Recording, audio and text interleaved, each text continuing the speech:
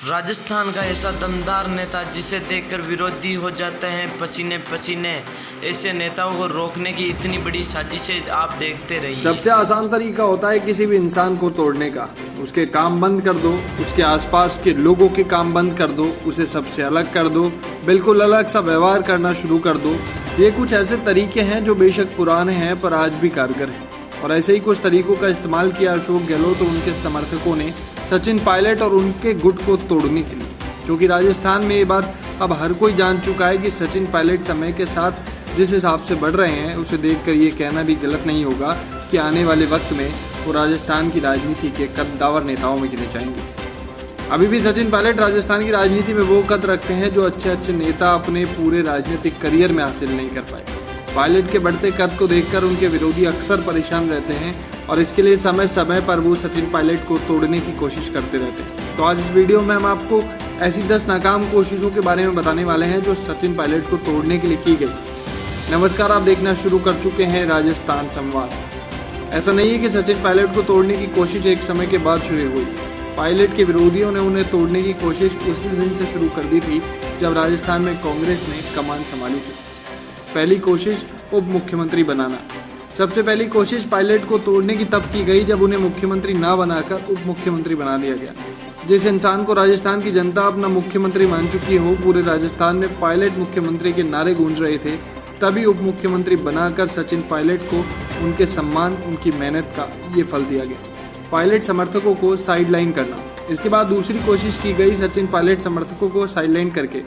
मतलब ये कि जब मंत्रिमंडल का गठन हुआ तो सचिन पायलट समेत उनके गुट को ऐसे साइड में रखा गया जैसे ये सभी लोग दूसरी पार्टी से आए हैं या फिर निर्दलीय चुनाव जीतकर सरकार का हिस्सा बने।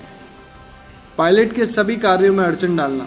इतना सब करने के बाद भी सचिन पायलट के विरोधियों के कलेजे में ठंडक नहीं पड़ी तो सचिन पायलट और उनकी विधानसभा क्षेत्र में होने वाले सभी विकास कार्यों को अधिकारियों के जरिए अटकाया जाने लगा।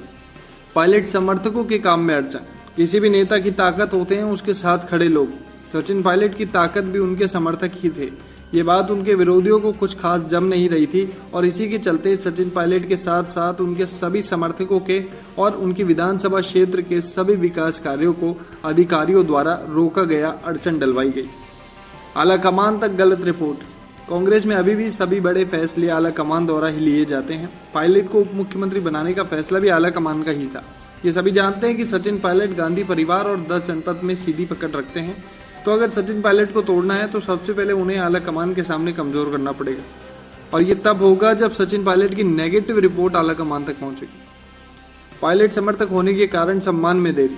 हेमाराम चौधरी इस बात का प्रत्यक्ष प्रमाण है कि इतने वरिष्ठ नेता होने के बाद भी, 6 बार विधायक होने के बाद, 2 बार मंत्री रहने के बाद भी इस बार उन्हें मंत्री नहीं बनाया गया क्योंकि वो सचिन पायलट समर्थक है। मंच पर जगह न देना। जिस सचिन पायलट को सरकार के आने से पहले कांग्रेस के हर मंच पर सबसे आगे देखा जाता था, हर मंच की शान होते थे सचिन पायलट, अब वही सचिन पायलट कांग्रेस की सभी बड़ी सभाओं में अपनी जगह तलाश करते हुए दिखाई देते। Poster Wars. अगर कांग्रेस के सत्ता में आने से पहले और सत्ता में आने के बाद के पोस्टर देखेंगे तो हम पाएंगे कि पहले के पोस्टर में पोस्टर बॉय या यूं कहूं कि कांग्रेस का फेस होते थे सचिन पायलट, और अगर अब वाले पोस्टर देखेंगे तो सचिन पायलट जो कभी कांग्रेस के पोस्टर बॉय हुआ करते थे वही सचिन पायलट आज पोस्टर से गायब कर दिए गए। दूसरा सिंधिया बनाने की कोशिश। सिंधिया के बीजेपी ज्वाइन करने के बाद पायलट विरोधी लोग उन्हें भी दूसरा सिंधिया बनाने में कोई कमी नहीं छोड़ रहे थे, क्योंकि ये बात सभी जानते थे कि सचिन पायलट और सिंधिया बहुत अच्छे दोस्त हैं और ये भी कह सकते हैं कि सिंधिया एक वक्त तक पायलट के राजनीतिक मेंटर भी रहे। तो इस लिहाज से सिंधिया के बीजेपी ज्वाइन करने के बाद सचिन पायलट को भी लोग उसी तराजू में तोलने लगे थे। पर इन सभी बातों पर पायलट ने अपना रुख साफ कर दिया कि वो कभी भी अपनी पार्टी को नहीं छोड़कर जाने वाले। दिया हुआ सम्मान वापस लेना। सचिन पायलट को मुख्यमंत्री तो पहले से ही नहीं बनाया था और कुछ समय के बाद उनके उप मुख्यमंत्री और पीसीसी चीफ की कुर्सी भी ले ली गई क्योंकि सचिन पायलट ने अपने हक के लिए आवाज उठाई थी। पायलट समेत उनके समर्थक विधायकों की भी कुर्सी ले ली गई जो पायलट के साथ साथ अपनी हक की आवाज बुलंद करते थे। इन सभी के बाद भी अभी भी पायलट विरोधी अपना सर खुजाते रहते हैं क्योंकि इतना सब करने के बाद भी पायलट अभी तक ना तो टूटे हैं ना ही कमजोर हुए हैं, बल्कि इन सभी के बाद सचिन पायलट तो और मजबूत और ताकतवर हुए हैं। ये थी सचिन पायलट को तोड़ने की 10 बड़ी नाकाम कोशिशें। कैसी लगी ये रिपोर्ट आप हमें